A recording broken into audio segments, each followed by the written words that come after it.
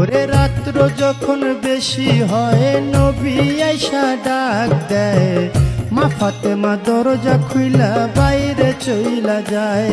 ওরে আগে নবী মুস্তফায়ে, পিছে চলছে ফাতেমায়ে, গোপনে গোপনে চলছে আলী মর্তুজায়।